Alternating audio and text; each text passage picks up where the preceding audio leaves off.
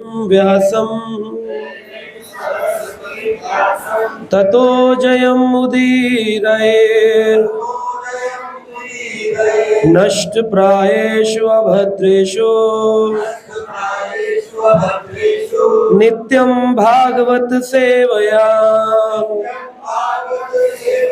भगवती उत्तम श्लोके भक्तिर्भवती नैष्टिकी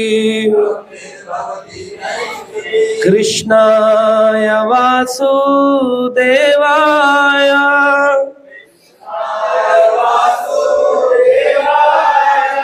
देवकी नंदनाय च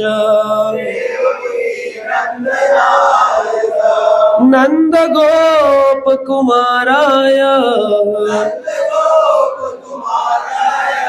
गोविंदाय नमो नमः। नमः पंकजनाभाय नमः पंकजमालिने नमः पंकजनेत्राय नमस्ते पंकजांग्रिये। नमो विष्णुपादाय कृष्णप्रेष्ठाय भूतले श्रीमते भक्तिवेदांत स्वामी इति नामिने। नमस्ते सरस्वते देवे गौरवाणी प्रचारिणे निर्विशेष शून्यवादी पाश्चात्य देश तारिणे। जय श्री कृष्ण चैतन्य प्रभु नित्यानंद श्री अद्वैत गदाधर श्रीवासादि गौर भक्तवृंद। हरे कृष्णा कृष्ण कृष्ण हरे हरे हरे राम राम राम हरे हरे। हरे कृष्णा। तो आज हमारा सौभाग्य है कि जलवायु विहार के भक्तों के मध्य आज हम जल और वायु की बात करने वाले हैं। तो भगवान के जैसे आप बताया गया भागवत सप्ताह 7 दिन में भागवत कथाएं हम लोग करते हैं पूरे विश्व में। कई कई जगह पर 3 दिनों की भागवत कथाएं भी होती है। 3 दिनों में भगवान के बारे में वर्णन किया जाता है। लेकिन आज हमारे जलवायु विहार के भक्तों की इच्छा थी कि एक ही दिन की कथा करी जाए। तो यहाँ पर हम एक ही दिन में भागवत के एक सुंदर प्रसंग पर चर्चा करेंगे जो कि श्रीमद् भागवत के 10वें स्कंद के 88वां अध्याय 88 चैप्टर, उसकी आज हम चर्चा करेंगे। इतना सुंदर अध्याय है। जब मैं इसको पढ़ रहा था मैं सोच रहा था कि इस अध्याय पे एक दिन नहीं 1 महीना कथा होनी चाहिए। इस अध्याय पे इतना भारी अध्याय। तो यहाँ पर परीक्षित महाराज, जैसा आप जानते हैं भागवत का प्रसंग है, हरिद्वार के निकट एक स्थान है जिसका नाम है शुकताल। शुकताल पर पांडवों के वंशज परीक्षित, वेदव्यास जिन्होंने सारे शास्त्रों की रचना करी, महाभारत पुराण, उनके पुत्र सुखदेव गोस्वामी से परीक्षित प्रश्न करते हैं। क्या प्रश्न किया? यह प्रश्न हम सबका है, हम सबका है। ये प्रश्न बड़ा पॉपुलर प्रश्न है। अब मुझे तो बहुत पूछा जाता है। तो क्या है? परीक्षित ने पूछा, श्रीराज उवाच, परीक्षित ने पूछा, देवासुर मनुष्येषु ये भजन्ति शिवम शिवम प्रायस्त धनिनो भोजा नातु लक्ष्मया पतिम हरिम। प्रश्न किया। राजा परीक्षित कहते हैं, हे सुखदेव मुनि, ये देखकर के मैं हैरान हूं कि देवता और असुर और मनुष्य ये सभी भगवान की पूजा करते हैं। देवता, राक्षस और मनुष्य। जो ऊपर के लोक में रहते हैं उन्हें देवता कहते हैं, स्वर्ग लोक में। जो नीचे रहते हैं पाताल में उन्हें असुर कहते हैं, और जो इस पृथ्वी पर रहते हैं उन्हें मनुष्य कहते हैं। तो इन तीनों लोकों में सभी लोग भगवान का देवासुर मनुष्येषु ये भजन्ति, ये भजन करते हैं किसका? आशिवम शिवम, आशिवम शिवम, यानी शिव जी का पूजा करते हैं, सभी लोग करते हैं। शिव जी कौन है? बोले शिव जी तो अशिवम और शिवम दो शब्द है, अशिवम शिवम। अब शिवम का मतलब है वैरागी। शिव जी जैसा कोई वैरागी आज तक हुआ नहीं।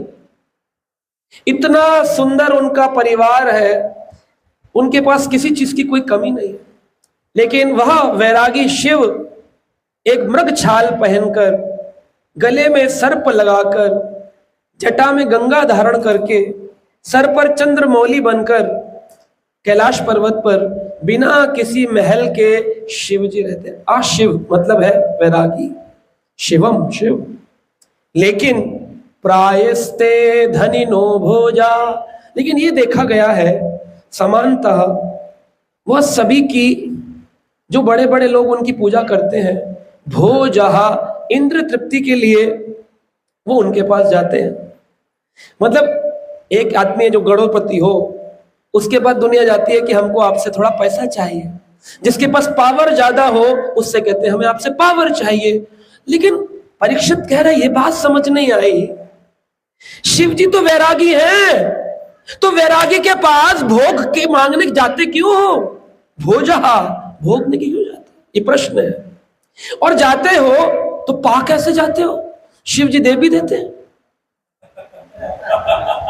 पा कैसे जाते हो? दे भी देते हैं।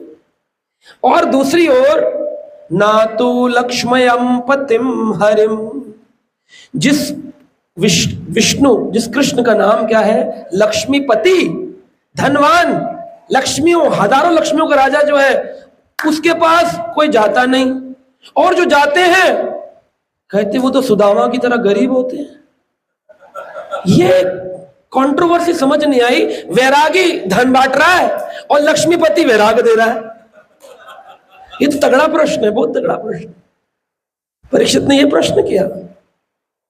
कहते अब मैं इस विषय को ठीक से समझना चाहता हूं, क्योंकि ये मुझे बड़ा परेशान कर रहा है कि कैसे दरअसल इस विपरीत चरित्र वाले दोनों देवता कैसे ये फल देते हैं। एक वैरागी धन देता है, भोग देता है, ऐश्वर्य देता है, और एक लक्ष्मीपति वैराग्य प्रदान करता है। जितने भजन देखो भक्त मिलेंगे, कृष्ण भक्त हमारे को जी माला करते हैं भगवान की, हमको कुछ नहीं चाहिए, कुछ नहीं चाहिए। और जो शिव जी के जो वैरागी के भक्त हैं, हमको ये भी चाहिए, वो भी चाहिए, ये भी चाहिए, वो भी चाहिए। समझ ही नहीं आया, ये तो विपरीत चरित्र। प्रश्न किया तो शुकदेव गोस्वामी ने इसका उत्तर दिया। शुकदेव कहते हैं शिव शक्ति युक्त शाश्वत त्रिलिंग गुण संवृत वैकारिक तेजस्ता तामश्च इति हम त्रिधा। शुकदेव गोस्वामी ने कहा शिव जी क्यों ऐसा करते हैं? धन आया कहां से उनके पास? बोले क्योंकि वो प्रकृति के पति हैं। इस सृष्टि को क्या बोलते हैं? नेचर, प्रकृति। इस प्रकृति के पति हैं। भव सागर के अधिष्ठात्री देवता हैं भव, और उनकी पत्नी है भवानी, भवानी, दुर्गा और शिव, पार्वती और शिव। तो जब प्रकृति उनके पास है तो ये प्रकृति 3 गुणों से बनी हुई है, रजोगुण, तमोगुण और सतोगुण बनी है। इस प्रकृति के अंदर भी 3 प्रकार के तत्व विराजमान हैं। कौन कौन से? बोले वैकारिक यानी सतोगुण, तेजस रजोगुण, तामस तमोगुण। वैकारिक बोलिए सब लोग, वैकारिक सतोगुण, तेजस रजोगुण, तामस तमोगुण। इन तीनों गुणों के अधिष्ठात्री देवता हैं भव और भवानी। बिल्कुल ठीक बात है। अब ये क्या करते हैं, जब इनको सृष्टि की रचना करने का भार मिलता है तो कहते हैं ये मिथ्या अहंकार से वैकारिक सृष्टि करते हैं। किससे करते हैं? मिथ्या अहंकार। एक होता है अहंकार और एक होता है मिथ्या अहंकार। मिथ्या को बोलते हैं फॉल्स, अहंकार को बोलते हैं ईगो। इस समाज में सबको ईगो का प्रॉब्लम है। लेकिन सबसे बड़ा प्रॉब्लम है ईगो से भी ज्यादा false ego. I am very qualified, ये फॉल्स ईगो है। मैं बहुत पैसे वाला हूं, ये फॉल्स ईगो है। क्योंकि जो पैसा आज है वो कल, आप जब शरीर छोड़कर जाते हो, कौन अपने साथ एक भी रुपया लेके गया? तो ये मिथ्या अहंकार है। मैं बहुत बलशाली हूं, कितने साल के लिए? 40-45 के होते ही बॉडी बिल्डर खत्म। मैं बहुत धनवान हूं, बड़े बड़े करोड़पति बैंकरप्ट। कितने लोग तो इस समय जीरो बैंकरप्टी करके फ्लैट्स बनाकर लोगों को पोजीशन नहीं दे पा रहे। बिल्डर्स थे, गायब हो गए। जिस भगवान के हजारों हाथ है, वो जो देता है छप्पर फाड़ के, जो वो लेता है धरती उखाड़ के ले लेता है, सब ले जाता है। लेकिन फिर भी कुछ काल के लिए जो तुमको मिलता है, तुमको लगता है ये मेरा है, इसी को मिथ्या अहंकार कहते हैं। तो आया कैसे? क्योंकि शिव जी को जब सेवा मिली सृष्टि रचना की, तो शिव जी ने सृष्टि को मिथ्या अहंकार से रचना किया। मिथ्या अहंकार से, मिथ्या अहंकार से 16 तत्व जन्म दिए। 16 तत्वों का जन्म हुआ। कौन से? 10 इंद्रियां, 5 ज्ञानेंद्रियां, 5 कर्मेंद्रियां। ज्ञानेंद्रियां तो बचपन में सिखाते हैं, नॉलेज एक्वायरिंग सेंसेस। आंखों से देखते हैं, कानों से सुनते हैं, नाक से सूंघते हैं, जीभ से चखते हैं, त्वचा से पता चलता है ठंडा है, गर्म है, स्मूथ है कि कैसा है, रफ है, पता चलता है। तो ये 5 जो ज्ञान इंद्रियां, इनसे हम ज्ञान लेते हैं, ये किससे बनी है? मिथ्या अहंकार से। 5 कर्म इंद्रियां, कर्म करने के लिए इंद्रियां जो हमारी बनाई गई हैं, कौन कौन सी हैं? हाथ है, हाथ से काम करते हैं, ड्राइविंग, सब्जी कटिंग, लैपटॉप, मोबाइल हाथ से चल रहा है, हाथ कर्म इंद्री। पांव, वॉक पर जा रहे हैं, ऑफिस जा रहे हैं, मॉल घूमने जा रहे हैं, पिक्चर देखने जा रहे हैं, किससे जा रहे हैं? पांव से। क्या है? कर्म इंद्री। वाणी, इस वाणी से लड़ाई झगड़े चल रहे हैं, पॉलिटिक्स चल रही है, अगले 2 महीने तक कैनवेसिंग चल रही है, मेरी पार्टी तेरी पार्टी, मेरा क्रम, ये आएगी वो आएगी, खास आएगी आम आएगी, तुम आओगे हम आएंगे, आप आओगे वो आएंगे, चल रहा है ना। वाणी का इस्तेमाल कर्म इंद्रिय है। जनांग, जिनसे हम सृष्टि में बच्चों की उत्पत्ति करते हैं, हमारे जो जेनाइटल्स है, ये कर्म इंद्रिय, इसको कर्म में लगाकर हम संतान उत्पत्ति करते हैं। और गुदा, जो हम खाना खाते हैं, अगर बाहर ना आए तो बहुत बड़ी बीमारी हो जाती है, liver disease, stomach disease, digestive disease, liver cirrhosis, cancer. मैं तो बहुत हॉस्पिटल में जाता हूं क्योंकि मैंने फार्मा में पढ़ाई करी है, पूरा जीवन डॉक्टर्स को ट्रेनिंग दी है। लिवर सिरोसिस, कैंसर, बहुत सारे ट्यूमर्स पेट में हो जाते हैं। क्या होता है? मोशन नहीं हो रहा, तो इसके लिए भगवान ने क्या बनाया? गुदा। एक ऐसा पार्ट बनाया शरीर से कि हमारे शरीर का गंध बाहर आता है। तो कितनी टोटल? 5 कर्म करने के लिए और 5 ज्ञान लेने के लिए 10 इंद्रियां बनाए। 5 तत्व का ये शरीर बनाया, भूमि, गगन, वायु, अग्नि, नीर, 5 एलिमेंटल बॉडी, अर्थ, वाटर, एयर, ईथर, फायर। 15 तत्व बन गए। उन 15 तत्वों का एक लीडर बनाया, मन। तब ये 16 तत्व प्रकट किए। शिव जी के इस प्रकार प्रकट करने पर ब्रह्मांड के विभिन्न पवित्र स्थानों में आर्चा विग्रह रूप में शिव जी ने कहा, अब तुम मेरी पूजा भी कर सकते हो, क्योंकि मैंने ही तो ये तुम्हें दिए कर्म करने के लिए। अब मैं तुम्हें इस कर्म से बांधूंगा। क्या करूंगा? जैसे जेल में जाओ तो जेल में जेल के कपड़े दिए जाते हैं, ताकि जेल का जेलर आपको वहां पर दंड दे, सुख के लिए नहीं, दंड के लिए। तो भव और भवानी त्रिशूल लेकर बैठे दोनों। 3 शूल है उसमें, शिव जी का भी त्रिशूल है, दुर्गा का भी त्रिशूल है। इन 3 शूल का मतलब है तकलीफें। तकलीफें आएंगे जीवन में तुम्हारे, क्योंकि तुम आ गए हो मेरी कैद में, इस भौतिक संसार में। तुम भोगना चाहते हो ना, आओ अब मैं तुम्हें भोगने के लिए दूंगा। जेल में कौन जाते हैं? जिनको संसार में भोगने की इच्छा होती है। पर्स मार लिया, रेप कर दिया, उन्हीं को लेकर जाते हैं जेल में। तो हमें भोगने की इच्छा है, हम बड़ा आदमी बनना चाहते हैं, हम चाहते हैं पूरे गुड़गांव में हमारा नाम हो, बोर्ड लग जाए, पोस्टर लग जाए, बोले आओ शिव जी कहते आओ त्रिशूल दूंगा, 3 प्रकार के दुख, आदि दैविक, आदि भौतिक, आदि आत्मिक। मैं नहीं बोल रहा हूं, श्रीमद् भागवतम 10वें स्कंद 88वां अध्याय गूगल पे पढ़ लेना अपने आप जाकर। कोई भी चीज, एक चीज में भार बोल दे, पकड़ लेना हमको। दुख दे रहे हैं, हम सोच रहे हैं पूजा हो रही है, पूजा हो रही है। कितने शिवलिंग आए, बोले तत्व संबंधी ऐश्वर्य राजा, मैंने बहुत सारे शिवलिंग उत्पन्न किए। हमें लगता है एक ही शिवलिंग होते हैं, काले पत्थर के, से बस प्रणाम कर दे। कुछ कुछ जानते हैं स्वयंभू शिवलिंग, कोई कहते हैं ज्योतिर्लिंग। अरे ज्योतिर्लिंग भी होते हैं और आकाश लिंगम भी होते हैं। क्या होते हैं?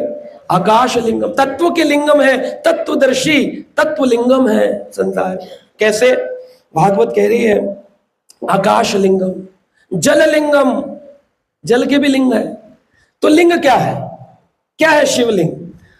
हाँ जी, शिवलिंग एक सिंबल है। क्या सिंबल है? सिंबल है। इसको कई लोगों ने कई प्रकार से व्याख्यान किया है, आचार्यों ने। अब लोग बोलते हैं शंकर कौन है, रुद्र कौन है, शंभु कौन है, लिंग कौन है। ये चारों अलग है, एक नहीं है। जब आप भागवत पढ़ेंगे तो समझ में आएगा 1,00,000 रुद्र है, शिव जी तो एक है। जब सृष्टि की प्रारंभ होती है, ब्रह्मा जी की भ्रकुटी से प्रकट हुए 3रे स्कंद भागवत में, तो कहते हैं उनकी भ्रकुटी से प्रकट हुए नील लोहित, नीले और लाल रंग के शिव प्रकट हुए।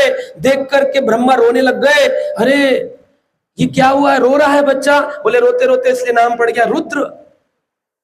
बोले रुद्र के 11 रुद्र और 11 रुद्राणी प्रकट हुए, उन 11 रुद्रों में से एक रुद्र का नाम शिव रखा गया।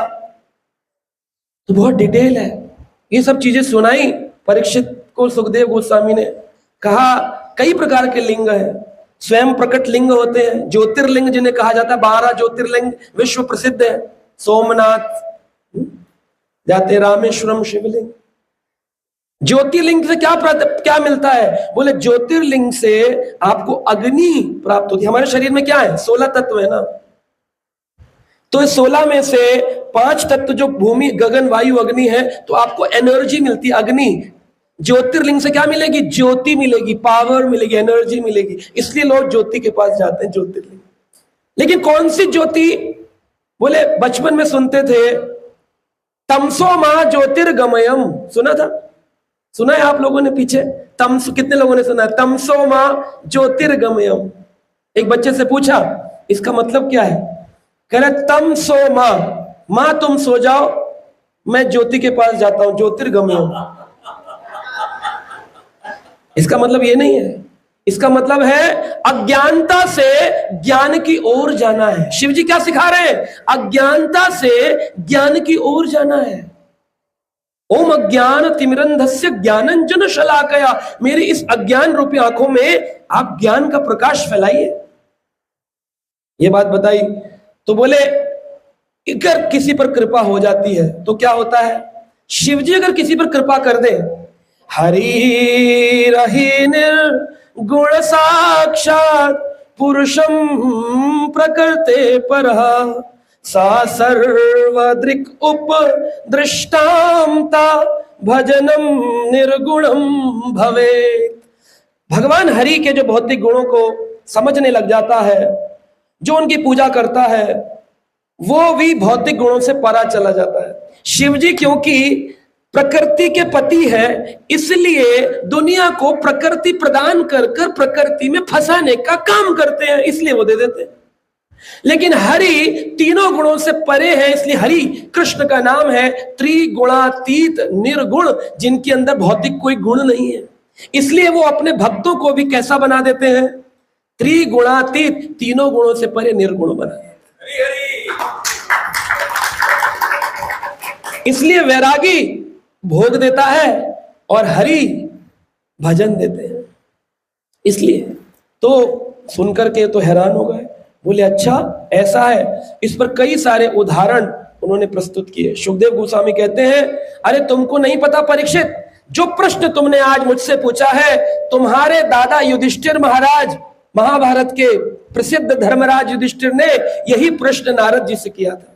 राजसु यज्ञ के समय नारद जी वहां विराजमान थे। तो नारद जी से प्रश्न किया, यज्ञ के बाद इंपॉर्टेंट क्या है? यज्ञ से ज्यादा इंपॉर्टेंट है प्रवचन। युधिष्ठिर ने जब राजसूय यज्ञ किया, कृष्ण की पूजा करी, उसके बाद पूजा नहीं करी खाली, उसके बाद क्या हुआ? प्रवचन। किसने दिया? नारद जी ने। दुनिया क्या सोचती है? हवन करवा लो घर में, हवन करवा लो, धुआं करवा लो घर में, धुआं करवा लो। आप लोग जी संध्या करते हैं, भजन संध्या, सुन सुन के जीवन गुजार दिया। लेकिन महाभारत में लिखा है, किसी यज्ञ में अगर प्रवचन नहीं होता, हरि कथा नहीं होती, तो वो ऐसे है जैसे कि एक सुगंधित पुष्प तोड़ा लेकिन उसमें खुशबू नहीं है। फूल तोड़ा आपने बाग से, उसमें खुशबू नहीं। हरि कथा के बिना कोई यज्ञ पूर्ण नहीं हुआ। इसका प्रमाण है महाभारत में राजसूय यज्ञ होने के बाद, जब पूरी पृथ्वी के राजा आए थे, युधिष्ठिर महाराज भागवत थे, इतने बड़े भागवत भक्त स्वयं थे, उनके घर में परीक्षित जैसे भक्त हैं, लेकिन फिर भी प्रवचन खुद नहीं दे रहे। कृष्ण ने गीता सुनाई, लेकिन कृष्ण ने कहा यहां पर मैं भी प्रवचन नहीं दूंगा। यहां कौन प्रवचन देंगे? नारद जी। नारद जी से उन्होंने कहा, तुम्हारे बाबा राजा युधिष्ठिर ने अपने अश्वमेध यज्ञ, राजसूय यज्ञ में पूर्ण होने पर यही प्रश्न पूछा था। धर्म की व्याख्यान सुन रहे थे, तब उन्होंने ये प्रश्न किया। क्या किया था? उन्होंने कहा, जो सारे लोग परम लाभ प्रदान करने के उद्देश्य से यदुकुल में उत्तीर्ण हुए हैं, इस प्रश्न से प्रसन्न हुए। सारे लोग बड़े प्रसन्न हुए, साधु साधु साधु। क्या प्रश्न किया है? क्या प्रश्न किया है? यही प्रश्न किया है कि भगवान के भक्त गरीब क्यों? भगवान के भक्तों को दुख क्यों? भगवान कृष्ण के भजन करने के बाद भी परेशानी क्यों? और शिव जी का भजन करने के बाद लोग बड़ी गाड़ी में घूम रहे, ऐसा क्यों? बहुत लोग मुझसे क्वेश्चन पूछते हैं, जो भी इस्कॉन जुड़ते हैं, भक्ति करते हैं, भगवान को मानते हैं, करे लड्डू गोपाल की पूजा करते, बड़ी तकलीफें होती है, क्यों? बोले यही प्रश्न युधिष्ठिर महाराज ने नारद जी से किया था। क्या उत्तर है? तो भगवान यहां पर बता रहे हैं कि जब नारद जी से यह प्रश्न किया तो सभी लोग बड़े प्रसन्न हुए, लेकिन भगवान ने उस यज्ञ के अंदर इस प्रश्न का उत्तर सोचा, मैं स्वयं देता हूं। तो बीच में होता है ना, डिस्कशन होता है, जैसे कोई बात मैं आपसे पूछूं तो आप बोले, या कोई वरिष्ठ बैठा हो तो हम कहेंगे आप कुछ बोलना चाहेंगे, तो भगवान बोले। श्री भगवान उवाच, भगवान ने कहा, यस्या अहम अनुग्रामी हर्षे तद धनम शने तद अधनम त्याजन्ति यस्य स्वजनम दुख दुखितम। क्या कहा?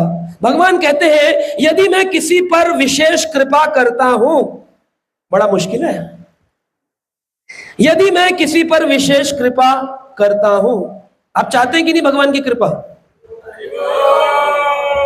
यदि, अब सुन लीजिए, थोड़ा टफ होगा डाइजेस्ट करने में, थोड़ा ये वो वाला भटूरा है जो पेट में डाइजेशन मुश्किल है। यदि मैं किसी पर कृपा करता हूं तो मैं धीरे धीरे उसका धन ले लेता हूं। ये बड़ा मुश्किल है भैया। आज ही कैंसिल करो, गोपाल जी को हटाओ घर से, शिव जी का लाओ लिंगम, शिवलिंगम। मैं उसको धन से वंचित करता हूं युधिष्ठिर, और जब वो ऐसा निर्धन हो जाता है तो उसके जो परिवार के लोग हैं वो उसको रिजेक्ट कर देते हैं, क्योंकि आपके परिवार के लोग आपके नहीं हैं, आपके धन के हैं। इस बात को एहसास कराने के लिए भगवान धन ले लेते हैं, और जब धन नहीं रहता तो आप ही के रिलेटिव्स आपकी निंदा करेंगे, अरे वो है ना 302 वाली, खत्म हो गया सब बिजनेस और कर ले, मतलब लोग बेइज्जती करेंगे, बड़ी गाड़ी नहीं है, पैसा नहीं है, देखो देखो हो गए ना गरीब, देखा।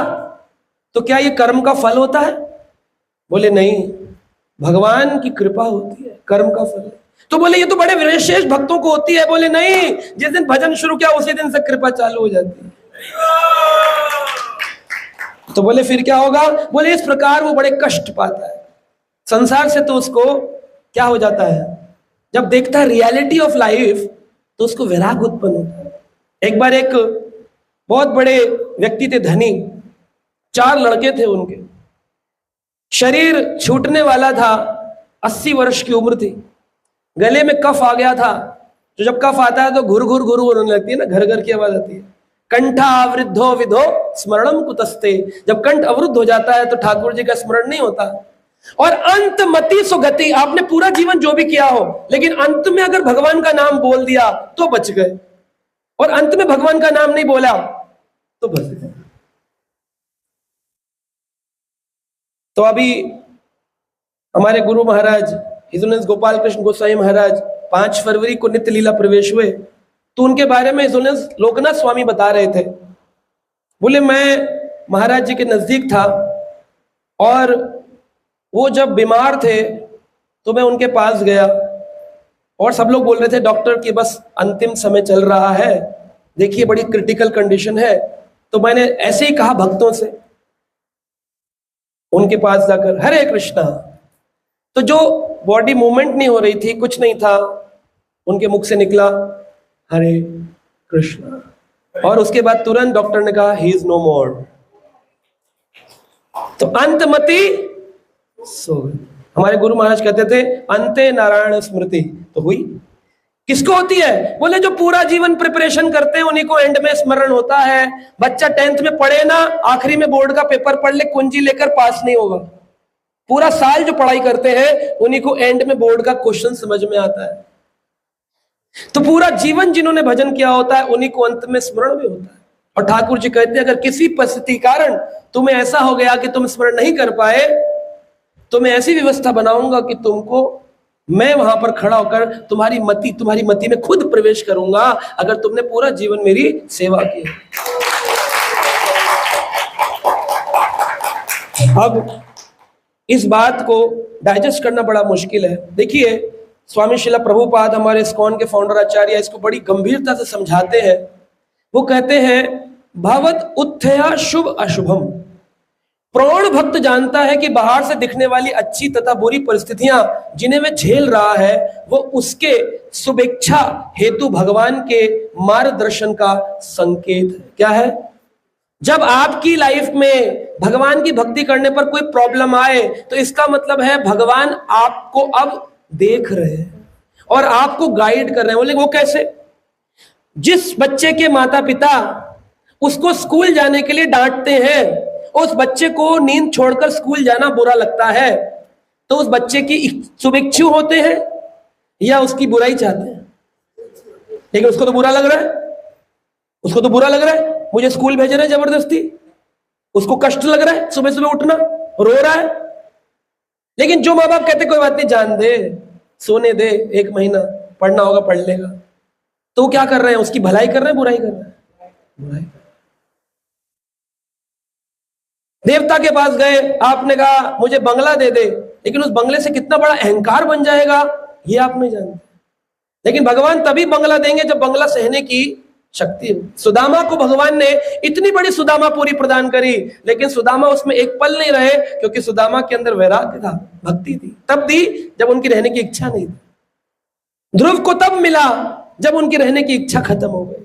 बोले अब तो मुझे चाहिए ही नहीं। भगवान बोले नहीं, लो 36,000 साल का राज्य लो, सब लो। कह रहे मैं रहूंगा लेकिन मैं भोगूंगा नहीं। रहते थे राज्य में लेकिन माला करते थे हरे कृष्णा कृष्णा कृष्णा हरे हरे, हरे राम राम हरे हरे।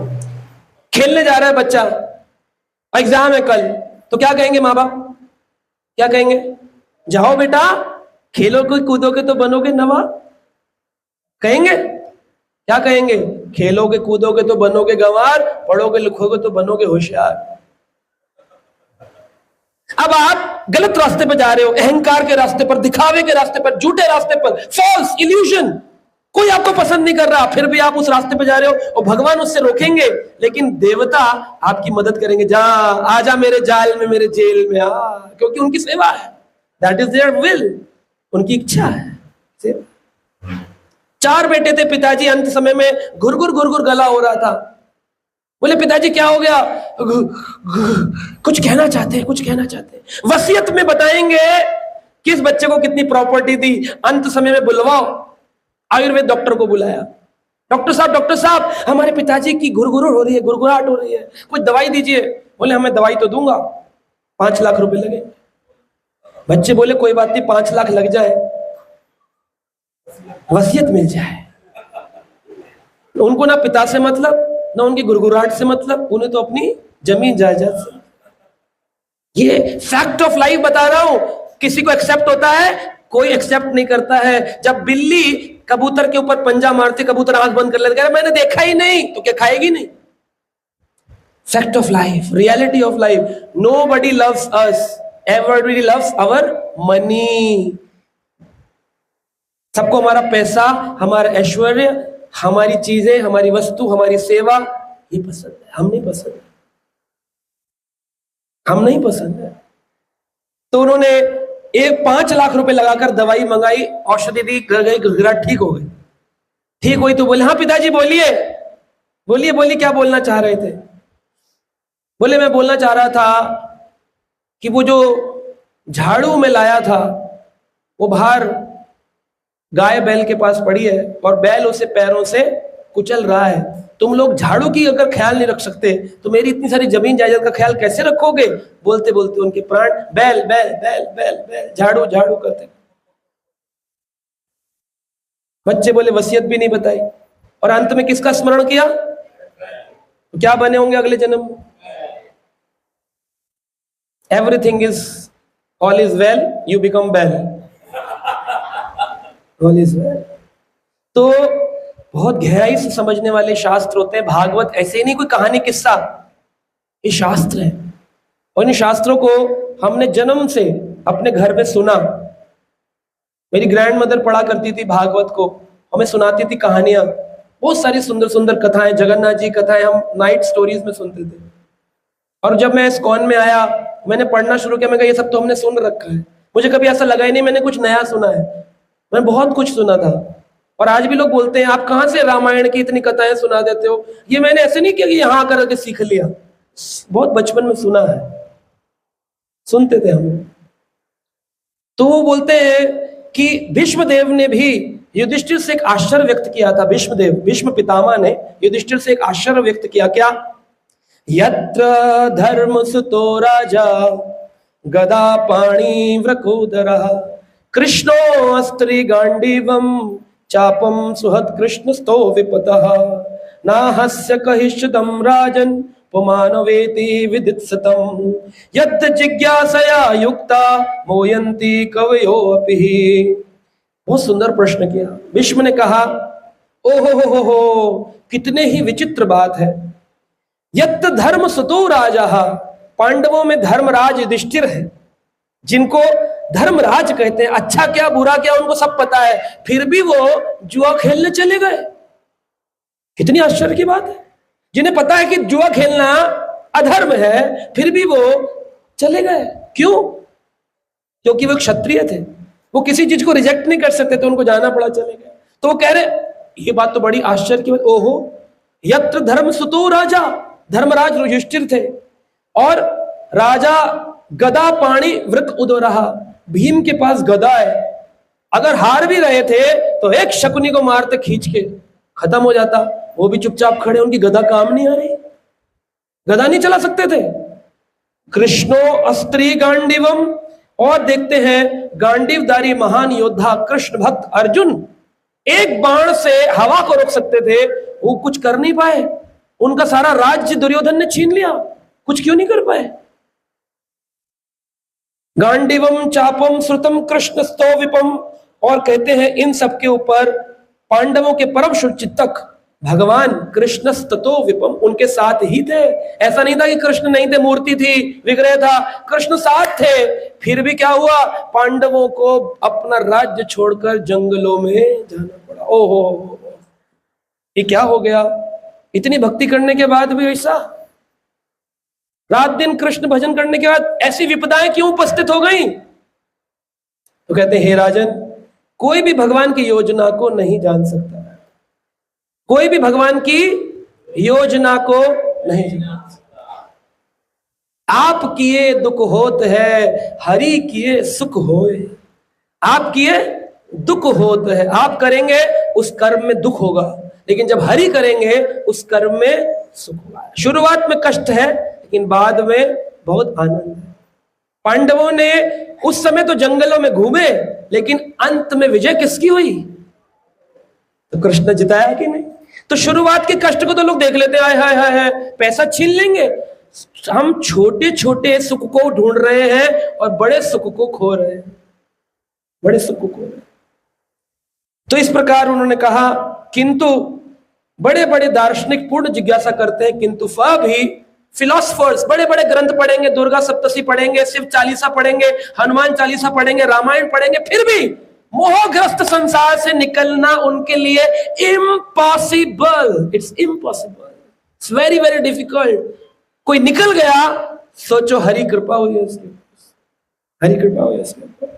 कर्म से उत्पन्न भौतिक सुख या दुख एक सूक्ष्म आवेश छोड़ जाते हैं। अगर कर्म से कोई सुख और दुख मिलेगा तो उसके कुछ अवशेष बाकी रह जाएंगे। जैसे मान लो, कहते हैं जैसी करनी वैसी भरनी। मैंने पूर्व जन्म में कोई गंदे कर्म किए होंगे, आज मुझे कष्ट आएगा। आदमी कहता है प्रारब्ध है जी, पूर्व जन्म में किया तो उसका कष्ट आ रहा है। तो वो कष्ट आकर के प्रारब्ध खत्म नहीं होता है, उसके अवशेष बाकी रह जाते हैं और उन अवशेषों से पुनः एक नया पाप कर्म उत्पन्न होता है, क्योंकि मानसिकता तो वही रहती है। मैंने आज शराब पी, पाप कर्म किया, इसके लिए मुझे लोह जंग नामक नरक में ले जाकर लोहा पिघलाकर शराब पिलाई जाएगी। कर्म का प्रतिफल मिलेगा, अवश्य मिलेगा, निर्धारित मिलेगा। अगर इंडियन लॉ कोर्ट नहीं छोड़ती है तो यूनिवर्सल कॉस्मिक लॉ कोर्ट क्यों छोड़ेगी? आपको पकड़ेगी और दंड देगी। लेकिन आज आदमी ने शराब पी और उसको ये पता चल गया, उसने कहा अब से मैं शराब नहीं पीऊंगा। लेकिन एक महीने बाद उसके अंदर फिर से एक क्लिक आएगा, I need to do it again. मुझे फिर करना है, मुझे फिर करना है, मैंने फिर करना है। जुआ खेलने के लिए मेरे को ऐसे लोग मिलते, कहते प्रभु जी हमने 30 लाख रुपए उड़ा दिए जुए में, वीडियो गेम खेल करके। हम वो खेल रहे थे, रमी खेल रहे थे, 30 लाख रुपए चले गए हमारे, अब क्या करें? मैं कहा भजन करो।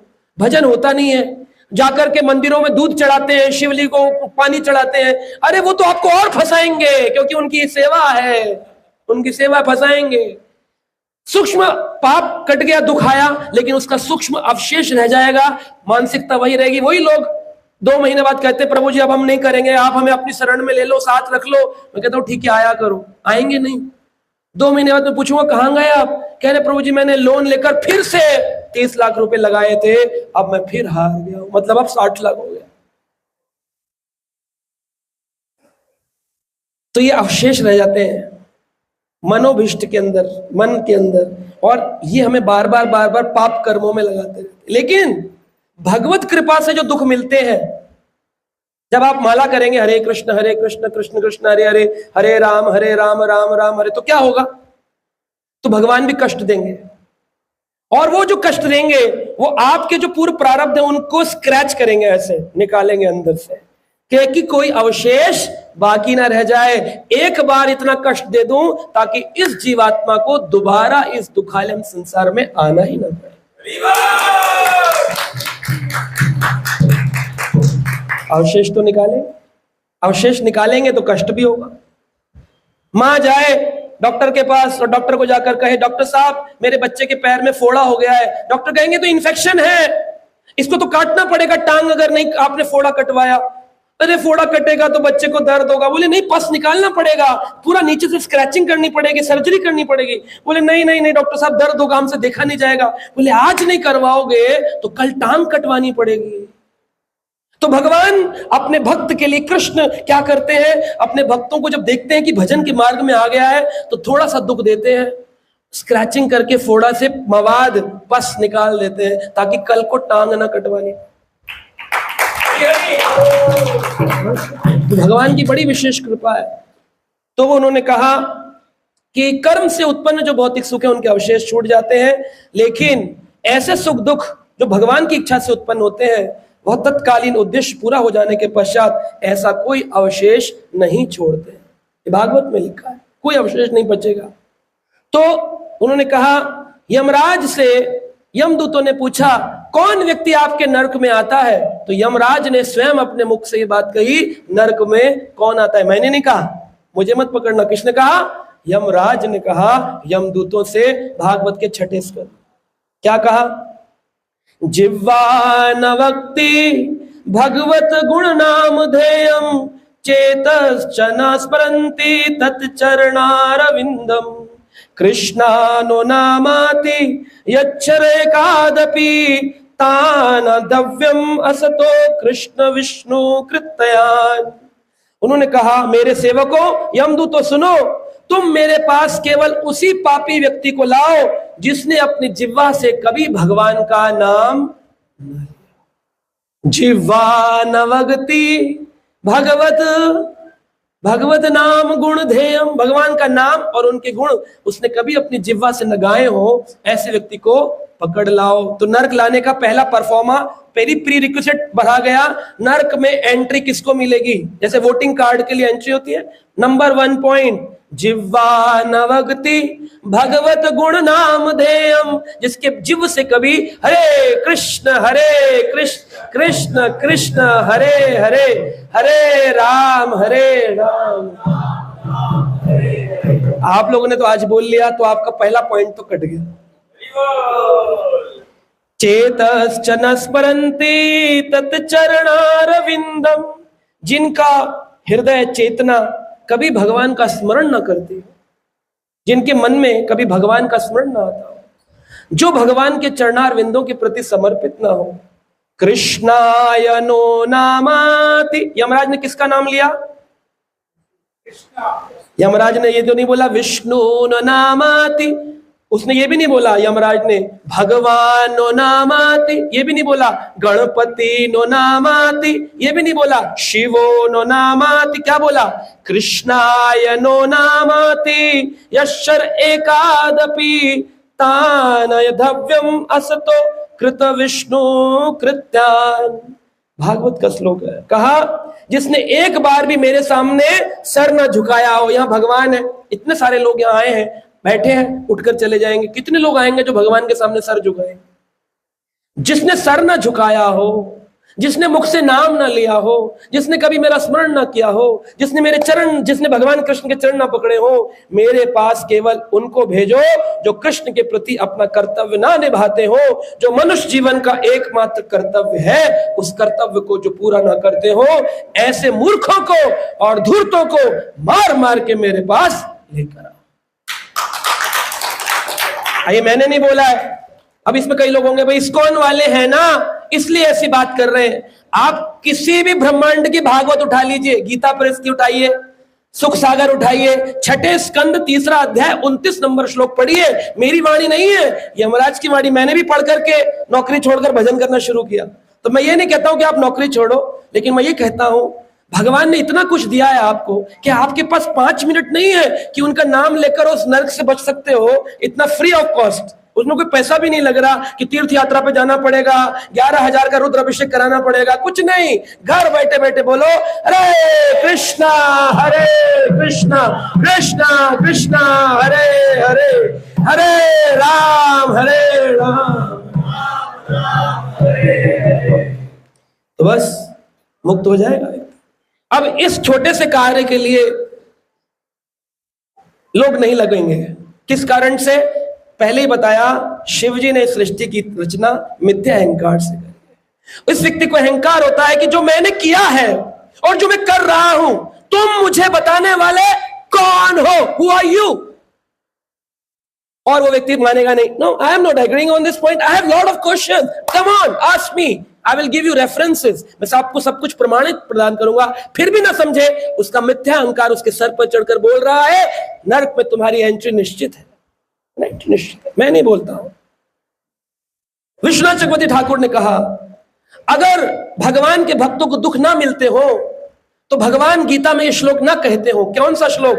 परित्रणाय साधूनाम विनाशाय च दुष्कृताम धर्म संस्थापनार्थाय संभवामि।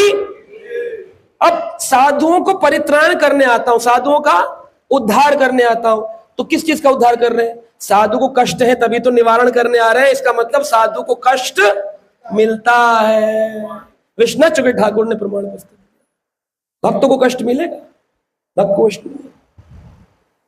कष्ट मिलता है, लेकिन भक्त का कष्ट और संसार के कष्ट में डिफरेंस होता है। संसार को जब कष्ट मिलता है तो उसको प्रारब्ध अपने किए गए कर्मों का फल मिलता है, लेकिन जो व्यक्ति हरे कृष्ण जपना शुरू करता है, उसके सारे प्रारब्ध, उसके कूटम, उसके बीजम, उसके अप्रारब्ध जितने भी कर्म हैं, उसके क्रियामाणम कर्म सभी को भगवान नाम नष्ट कर देता है। फिर भी उसके जीवन में कष्ट आते हैं, वो भगवान की प्रदत्त इच्छा से आते हैं, ताकि उसके अंदर शरणागति का भाव और बढ़े और भगवान के प्रति पुकार पुकार कर वो खूब चिल्लाए भगवान का नाम कि ठाकुर जी मेरी रक्षा करो, ताकि भगवान के प्रति उसकी शरण। अब द्रौपदी जैसे को क्यों भगवान ने वस्त्र हरण किया, क्यों उनके वस्त्र हरण करवा दिया भगवान ने? अगर जानते थे कि द्रौपदी की रक्षा करनी है तो पहले आकर वस्त्र प्रदान कर देते, मैनेजमेंट कर देते। भगवान वेट क्यों करते हैं? बोले ताकि उस भक्त को गोविंद नाम के प्रति समर्पण का भाव बढ़े और दुनिया को उस लीला से शिक्षा मिले कि आखिरी रक्षा तो किसने करी? गोविंद ने करी, और कोई नहीं आया। ये बात सिखाने के लिए भगवान ऐसा करते हैं। भक्तों के उन पर आश्रित रहने के भाव को और प्रेम को दृढ़ करने के लिए भगवान अपने भक्तों को कुछ कुछ कष्ट देते हैं, और जब वे उनका उद्धार करने के लिए प्रकट होते हैं तो उनकी कृतज्ञता तथा उनके दिव्य आनंद की असीमित कृपा भक्तों को प्राप्त होती है कि नहीं? तो हम देखते हैं कि ऐसा भक्त, भगवान ने कहा मैं उसका धन लेता हूं। जब वह धन कमाने के अपने प्रयासों में विफल होता है, फिर दोबारा प्रयास करेगा, तब मेरे भक्त अपने मित्र भक्तों के पास जाते हैं और कहते हैं मैं बड़ा प्रॉब्लम में हूं, मैंने बहुत प्रयास किए लेकिन मैं सक्सेस नहीं हो रहा। तो मैं उन पर विशेष अनुग्रह प्रदर्शित करता हूं, फिर दोबारा से एक और कृपा क्या आती है। इस तरह वह धीर बना हुआ व्यक्ति आत्मा को सर्वाधिक सूक्ष्म और पूर्ण अनहित जान करके कि बड़ी सूक्ष्म आत्मा है, वो आत्म साक्षात्कार के मार्ग में दृढ़ हो जाता है, क्योंकि अब लाइफ में तो कुछ बचा नहीं। कहता है चलो भगवान की भक्ति करेंगे, और सर्वोच्च सत्य के प्रति वो अपना अनुभव करने लगता है। अनुभव करते करते वह भौतिक जीवन के चक्र से मुक्त हो जाता है। ये भगवान की विशेष कृपा है। आप देखिए हमारे इस्कॉन के फाउंडर आचार्य 70 साल की उम्र में श्रीला प्रभुपाद जी, उन्होंने जीवन में कई बिजनेस लगाए, सारे बिजनेस डूब जाते थे, कभी फैक्ट्री में आग लग जाती थी। उनके गुरु ने कहा था एक बार अमेरिका जाकर के प्रचार करना। इस्कॉन उस समय नहीं था। उन्होंने कहा गीता का संदेश पूरे विश्व की जरूरत है, पूरे विश्व में वर्ल्ड वार फैला हुआ। 1944 में उनके गुरुदेव की इच्छा थी कि जाओ ऐसी सामूहिक संसारिक परेशानियों को, भक्त के मन में दया का भाव होता है, जाओ इसको परेशानियों को समझाओ, लोगों को बोलो कि भगवान का सहारा लो और कोई सहारा नहीं। तो उन्होंने गीता तो लिखी, लेकिन विदेश जाए कैसे, पैसा नहीं। फैक्ट्री में बोलते थे प्रॉफिट होगा तो एक ट्रिप लगा लेंगे अमेरिका की और बताए आएंगे 2-4 लोगों को, गुरु की इच्छा है। फैक्ट्री आग लग जाती है, फैक्ट्री चल नहीं रही है। तो अपने गुरु महाराज से मिलने के लिए राधा कुंड गए, गोवर्धन। तो राधा कुंड पर उनके गुरुजी घूम रहे थे, भक्ति सिद्धांत सरस्वती ठाकुर। तो उनके गुरुजी घूम रहे थे, तो प्रभुपाद जी आए, अभय चरण, उनसे मिले, प्रणाम किया, बोले अभय तुम्हारा बिजनेस कैसा चल रहा है? तो भक्ति सिद्धांत महाराज को प्रभुपाद जो इस्कॉन के फाउंडर थे, उन्होंने अपने गुरुदेव को कहा कुछ अच्छा नहीं चल रहा गुरुदेव, सब गड़बड़ है। तो उनके गुरु महाराज ने यही श्लोक बोला कि तुम पर भगवान की विशेष कृपा हो रही है, पैसा तो हवा में उड़ रहा है, लेकिन तुमने तो भगवान के चरणों पर अपना ध्यान लगाया अपनी इच्छा से, इसलिए ठाकुर जी तुमको ऐसी परिस्थितियां दे रहे हैं, क्योंकि तुम अपनी इच्छा से भक्त बन रहे हो। तो बोले गुरुदेव आपकी इच्छा कैसे पूरी होगी? बोले कृष्ण ही इस कार्य को पूर्ण करवाएंगे। 70 साल की उम्र में जब प्रभुपाद जी के पास कुछ नहीं रहा, उनके स्वजन परिजन, यहां तक परिवार में पत्नी बच्चे भी बात करना बंद कर दिए कि कुछ कमाते नहीं है, हमारे लिए कुछ नहीं है इनके पास। हुआ ना, स्वजन से रिजेक्ट हुए। जब सब जगह से रिजेक्ट हुए तो उस समय श्रील प्रभुपाद जी को एक शिपिंग कंपनी ने, जो कि सिंधिया शिपिंग कंपनी थी, उनकी ओनर मोरारजी, उन्होंने क्या किया, उनको सुमति मोरारजी, उन्होंने एक टिकट दिया कि तुम मेरे शिप के ऊपर बैठकर अमेरिका जाओ, लेकिन ठंड बहुत है, तुम मर जाओगे, तुम मत जाओ। तो उन्होंने कहा मैं चाहे मर जाऊं चाहे कुछ हो जाए, अपने गुरु की वाणी, 70 साल का हो चुका हूं, एक बार तो अमेरिका जाऊंगा, गीता का प्रचार करूंगा। उस समय उनके पास एक भी रुपया नहीं था, एक भी स्वेटर नहीं था। भगवान ने ऐसी कृपा करी, कुछ भी नहीं रहा। फिर भी उन्होंने अपने गुरु की वाणी को पूरा करने के लिए उस शिप में बैठ करके अमेरिका जाना। रास्ते में 2 बार हार्ट अटैक हुआ। जब बॉस्टन हार्बर उतरे तो उन्होंने कैप्टन पांड्या, जो उस शिप के कैप्टन थे, उस शिप में केवल 5 ही लोग थे, उस कैप्टन पांड्या बताते हैं कि स्वामी जी की हालत बहुत खराब थी, लेकिन एक रात्रि में स्वामी जी को कृष्ण के दर्शन हुए, भगवान के दर्शन, और भगवान ने कहा जब मैं तुम्हें लेकर आया हूं तो तुम्हें मरने तो नहीं दूंगा। और ये बात बोलकर के अगले दिन समुद्र इतना शांत था, कभी मैंने अटलांटिक समुद्र को इतना शांत नहीं देखा, पूरा शांत समुद्र था। और अमेरिका पहुंच गया शिप, वो उतरे, उसके बाद न्यूयॉर्क गया शिप, न्यूयॉर्क में पेंसिल्विया टावर में गए, वहां पर उनके एक मित्र के पुत्र रहते थे जो कि आगरा के रहने वाले थे, उनकी पत्नी विदेशी थी, गोपाल अग्रवाल उनके बेटे वहां पर रहते थे अग्रवाल, उनकी पत्नी शैली अग्रवाल वहां रहा करती थी। स्वामी जी उनके घर में रहे और उनके पार्कों में जा जाकर के हरे कृष्ण कीर्तन करना प्रारंभ किया। 1965 की घटना है। अब भगवान वह चाहते थे कि मैं धन पाकर के विदेश जाऊं और प्रचार करूं, और कृष्ण चाहते थे कि मैं ऐसा सिद्धांत प्रस्तुत करूंगा कि अगर भगवान की सेवा करनी हो तो पैसे की कोई जरूरत नहीं। उनके पास एक भी रुपया नहीं था। उनके बेटे ने, जो उनसे मिलने आया था, उन्होंने 40 रुपए उनको प्रदान किए, जो उस समय $5 होते थे। अभी तो डॉलर का रेट बढ़ गया है, 80-83 रुपए हो गया है। उस समय 5 रुपए $1 होता था। 40 रुपए दिए, $5 लेकर स्वामी जी गए और कीर्तन करके उन्होंने विदेश के लोगों को इतना ट्रांसफॉर्म किया। वो जो क्रिश्चियन थे, आप तो हिंदू हैं, और जो क्रिश्चियन थे, मुसलमान थे, उन्होंने भगवान का नाम लेना शुरू किया, इन ग्रंथों को पढ़ना शुरू किया, और उनकी लाइफ ऐसी ट्रांसफॉर्म हुई। आज वर्ल्ड के 150 कंट्री के अंदर इस्कॉन स्थापना हो चुकी है।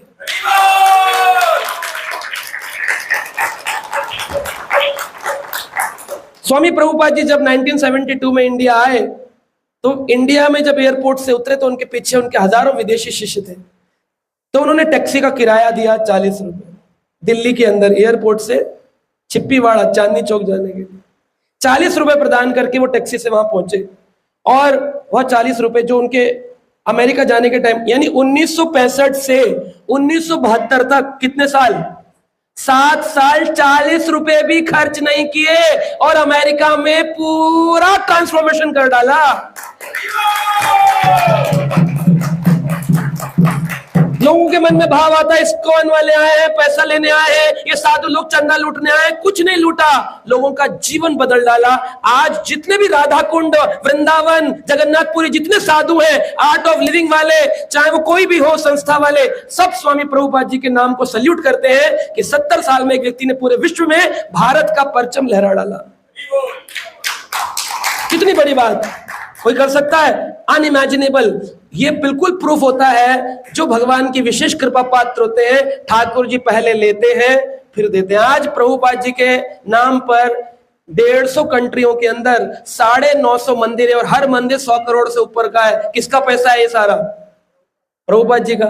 लेकिन उन्होंने इस्तेमाल किया। कौन इस्तेमाल कर रहा है? हमारे समाज के लोगों के लिए बनाकर रख गए।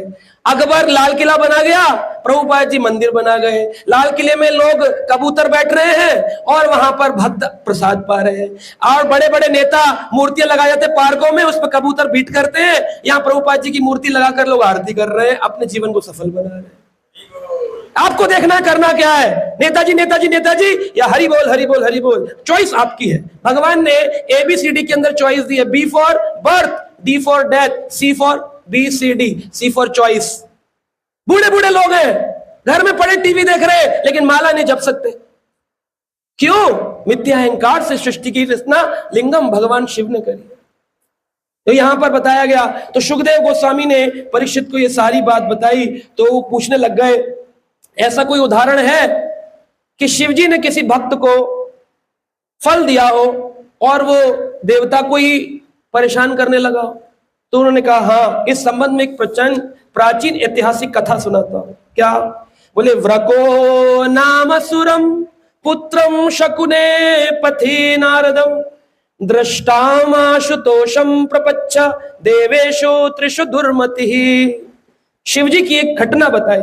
बोले, देवताओं में ब्रह्मा जी और शिव जी इतने ऊंचे देवता हैं, लेकिन ये इतने निर्मल हृदय के हैं कि ये संसार के झूठे लोगों की बात को समझ ही नहीं पाते हैं। और ये गलती कर बैठते हैं, ऐसे लोगों को धन दे देते हैं जिनको धन की जरूरत नहीं होती है।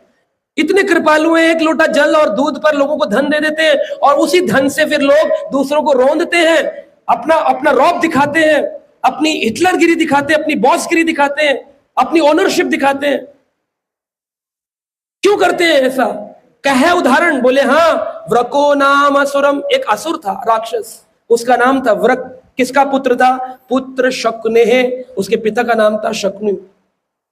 तो ये शकुनी का जो पुत्र था वृक असुर, इसमें कहा वे अपनी पूजा करवाने वालों से रंच मात्र भी कुपित नहीं होते। तो नारद जी के पास गया था वृकासुर, उसने पूछा ऐसा कोई देवता बताओ जो जल्दी से मेरी इच्छा पूरी कर दे। तो उन्होंने कहा देखो, रावण, बाणासुर, ये सब शिव जी के भक्त रहे हैं, तुम भी किसके भक्त बनो? शिव जी के भक्त। और शिव जी के जाकर भजन करो। शिव जी कहां मिलेंगे? बोले कैलाश पे मिले। कैलाश चला गया वृकासुर, और कैलाश पे जाकर आप तो खाली लोटा जल, धतूरा, भांग, पत्र चढ़ाते हो, बेलपत्र, सिंदूर, रोली, केला, लड्डू, आलू, बस। उसने तो अपने शरीर का मांस काट काट के चढ़ाना प्रारंभ किया। केदारनाथ नामक पवित्र स्थान, अभी केदारनाथ में आजकल हड़ताल चल रही है, लेकिन केदारनाथ धाम, बद्रीनाथ, केदारनाथ में जाकर मांस चढ़ाया शिव जी के ऊपर, और शिव मुख पर आहुतियां देने लगा, शिवलिंग के ऊपर जो ऊपर होता है। सिंबॉलिकली शिवलिंग जो है वो दिखाता है पुरुष और प्रकृति के मिश्रण से, ये प्रकृति का ज्योति स्वरूप है। आप देखिए, जब दिया होता है, दिए के अंदर भी एक ज्योति होती है, दिए में ज्योति होती है। तो शिव जी क्या बता रहे हैं? अशिवम, वैरागी कैसे बनोगे? लाइट, एनर्जी, थॉट, ज्ञान, ये लो शिव जी से। तो दिया, ऊपर ज्योति, क्या है? ज्ञान की ज्योति, यह शिवलिंग सिंबॉलिकली। और पुरुष और प्रकृति, योनि और लिंग, इन दोनों के मिश्रण से प्रकृति बनती है। इन दोनों सिंबल को प्रकट करते हुए उसने खूब सारे कुल्हाड़ा उठा उठा के अपने पैर के मांस, कुल्हाड़े से मांस काटता था, पैर का, हाथ से मांस काटता था। ऐसी उसने हालत कर दी कि असुर को आत्महत्या करने जैसा भाव उत्पन्न होने लगा। लेकिन तभी भगवान शिव ने उसकी बाह पकड़ ली, बोले बस वृकासुर, और कितना कितना मांस चढ़ाएगा मुझ पर? रावण ने सर काट के चढ़ाए थे, वृकासुर ने मांस काट के चढ़ाया। शिव जी ने उससे कहा, हे मेरे मित्र, क्या कहा? मित्र, बस करो, बस करो, बस करो, मैं थक गया हूं तुम्हारे इस वैराग्य को देखकर। तुम्हारी वृथा ही अपने शरीर को इतनी पीड़ा पहुंचानी पड़ी। मेरी तो शरण में कोई आकर एक बार कह दे मैं शिव आपका हूं, मैं तो उसको सब कुछ दे देता हूं, तुमने इतना सब क्यों कर डाला? बोलो क्या इच्छा है? बोले अपनी इच्छा थोड़ी डिफरेंट है। बोले क्या है? बोले तुम्हारी पत्नी बहुत सुंदर है, पार्वती, इससे शादी करूंगा। सोचो, भवानी के पास ही पहुंच गया लेने के लिए, प्रकृति से टक्कर लेने। आदमी यही तो करता है, अहंकार में इतना बढ़ता, कहता है पैसे से भगवान खरीदा जा सकता है। आजकल लोग लिखते हैं किसमें सबसे बड़ी पावर है? गन, मनी और पेन। कलम में शक्ति ज्यादा है, पैसे में शक्ति ज्यादा है, या बंदूक में शक्ति ज्यादा है? तो लोग बोलते हैं कि पैसे से कलम भी खरीदी जा सकती है और बंदूक भी खरीदी जा सकती है, इसलिए पैसे में शक्ति ज्यादा है। लोग ऐसा बोलते हैं। Vitamin M, money vitamin is the biggest vitamin of this world. लेकिन ऐसा नहीं है, भगवान की शक्ति सबसे बड़ी शक्ति है। बड़े बड़े पैसे वाले और शक्तिशाली लोग वो धराशायी हो जाते हैं। उस वृकासुर ने बोला मैं पार्वती से शादी करना चाहता हूं। शिव जी बोले अरे ये क्या कह रहे हो, ऐसा तो हो ही नहीं सकता। बोले आपने तो कहा था कि मैं तुम्हारी इच्छा पूरी करूंगा, आप मेरी इच्छा पूरी करिए, आप मेरे गुरु हैं, आप मेरे भगवान हैं, आप ऐसे नट नहीं सकते अपनी बात से, मुझे प्रूफ करके दिखाइए। भगवान बोले कुछ और मांग लो। बोला ठीक है। अब असुर था, राक्षस लोग क्या करते हैं? टेक्निक लगाते, बुद्धि लगाते हैं। उसने अपनी प्रेयर ही बदल डाली। बोला अच्छा, अगर आप पत्नी नहीं दे सकते हो, ऐसा वर दो कि जिसके सर पर हाथ रखूं वो जलकर भस्म हो जाए। तो उसने ये मांग लिया, यस्य यस्य करम शीर्षम धास्यम ते मित्रतम इति ही, जिसके सिर पर हाथ रख दूं शीर्षः वो ध्वस्त हो जाए, ऐसा वरदान। शिव जी बोले एवं अस्तु हो, ऐसा ही होगा। तो शिव जी तो खोलकर बड़े प्रसन्न मुद्रा में बैठ गए। ये भाई साहब जो थे वृकासुर, शिव जी के पीछे पड़ गए। शिव जी बोले मेरे पीछे क्यों आ रहा है? कहा तुम्हारे को भस्म करूंगा, फिर तुम्हारी पत्नी से शादी कर। पॉइंट वही है मेरा, तुम्हारी पत्नी से शादी करो। शिव जी बोले तो बड़ी गड़बड़ है, अब देखिए इसमें लिखा है, देवता का दर्शन ना पाकर वृकासुर हताश हो गया था। उसने कुल्हाड़े से अपने शरीर के मांस को काटा। भगवान प्रकट हुए और उन्हें जब वर दिया तो शिव जी को ही उसने मारने की कोशिश करी और शिव जी को अपने किए गए वरदान से भय हो गया। हाय हाय, किस पागल को मैंने वरदान दे दिया। भगवान धन देकर के शिव जी रोते, अरे शराब पी रहा है पैसे भी पाकर, ओ भोले बाबा पैसा दे दे। भोले बाबा ने पैसा दे दिया, रात को चियर्स पार्टियां चल रही है। हाय, किसको दे दिया मैंने? रो रहे हैं शिव जी, किसको दे दिया मैंने? वाह, वो तो हम देख नहीं पाते कि शिव जी रो रहे हैं। शिव जी को अपने किए गए कर्म से भय होने लगा। बोले ये मैंने क्या किया? स्वम हस्त, मैंने अपने हाथ से गलत काम कर दिया। यानी आ बैल मुझे मार, मैंने ये कर दिया, ये क्या कर डाला मैंने, अब क्या करूं? तो असुर उनके पीछे पड़ा। शिव जी पहले तो धीरे धीरे चल रहे थे, फिर भय से कांपते हुए वो पराधावान, बहुत जोर का दौड़ने लगे। वे पत्थु कांपते हुए परावाधान धाव कर रहे, भाग रहे, तेज तेज भागने लगे। सोचिए, जिस भगवान को हम जल चढ़ा रहे हैं वो एक राक्षस उनके पीछे पड़कर उनको भगा रहा है। वो शिव जी भाग रहे हैं, क्यों? क्योंकि बेचारे भोले हैं, भोले बाबा, भोलेनाथ, उनका दुरुपयोग मत करो जैसे इस असुर ने किया। शिव जी समस्त अंधकार के परे वैकुंठ के तेजस्वी धाम पहुंच गए। कहां पहुंचे? अंदर नहीं घुसे, गेट पर पहुंचे, जहां साक्षात भगवान नारायण प्रकट होते हैं। वहां जाकर फिर से कोई नहीं लौटता। श्रीधर स्वामी कहते हैं, शिव जी कौन से धाम गए थे? श्वेत दीप धाम गए थे। वैकुंठ के कई सारे गेट है ना, क्षीर सागर, तो श्वेत दीप धाम नामक क्षीर सागर पर पहुंचे शिव जी। उसके भीतर प्रवेश नहीं किया और बाहर स्थल पर खड़े होकर जोर जोर से चिल्लाने लगे, हरे कृष्णा कृष्णा कृष्णा हरे हरे, हरे राम हरे। जब उन्होंने इस प्रकार किया, आवश्यकता मांगी कि मेरी को सहायता की आवश्यकता है, भगवान ने कहा ठीक है, मैं कुछ करता हूं। भगवान ने एक ब्रह्मचारी छात्र का रूप धारण किया।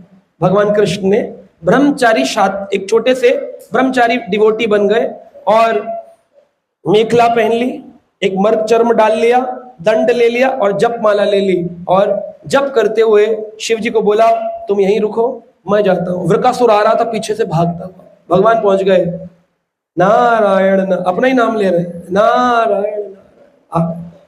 विष्णु चक्रवर्ती ठाकुर ने लिखा है, वेशधारी भगवान नारायण के मुख से निकले इन शब्दों को सुनना चाहिए। क्या है? उन्होंने कहा, चूंकि तुम शकुनी के पुत्र हो, अत्यंत ज्ञानी हो, तपस्वी हो, मुझसे युवक ब्रह्मचारी से सत्कार किए जाने के पात्र हो, मैं तुम्हारा सत्कार करना चाहता हूं। तो भगवान ने एक असुर का सत्कार किया। कभी भी किसी को रोकना हो तो कौन सी भाषा बोलनी चाहिए? मीठी भाषा। लेकिन हम लोग क्या करते हैं? कड़वी भाषा बोलते हैं। मीठी भाषा बोली। उन्होंने बोला, तुम शकुनी के पुत्र हो, तपस्वी हो, तुमने अपने मांस काटकर शिव जी की पूजा करी है, मैंने सुना है तुम बड़े ज्ञानी हो, मैं तुम्हारा सत्कार करना चाहता हूं। मैं एक ब्रह्मचारी छात्र हूं, तुम्हारे जैसे तपस्वी का दर्शन पाकर आनंदित हो गया, बड़ा खुश हो गया, रुक गया। जब तारीफ की जाती है तो आदमी बड़े से बड़ा असुर रुक जाता है, वाह वाह, सुनने लगा। भगवान ने कहा, हे शकुनी के पुत्र, तुम थके हुए लग रहे हो, पसीना लग रहा है, इतनी दूर क्यों दौड़ते आ रहे हो, कहाँ जा रहे हो? एक क्षण के लिए विश्राम करो, तुम्हारे लिए कुछ भोजन का प्रबंध करूं। आखिर मनुष्य का शरीर सभी इच्छाओं को पूरा करने वाला होता है। तुम असुर हो, इतने शक्तिशाली हो, तेजस्वी हो, इतना पसीना किस बात का, घबराहट किस बात की? तुम्हारे चेहरे पर भय दिख रहा है, कहां भाग रहे हो?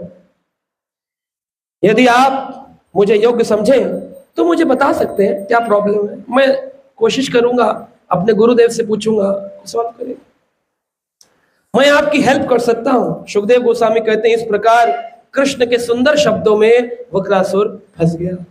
वक्रासुर ने बताया, तुम्हें मालूम है शिव की पत्नी मैं चाहता था, उसने अपनी पत्नी तो नहीं दी, लेकिन बाद में उस शिव ने मुझे आशीर्वाद दिया कि जिसके सर पर हाथ लगाऊं उसको मैं भस्म कर डालूं। इसलिए मैं अब शिव को भस्म करना चाहता हूं। बस उसी को ढूंढता ढूंढता यहां तक आया।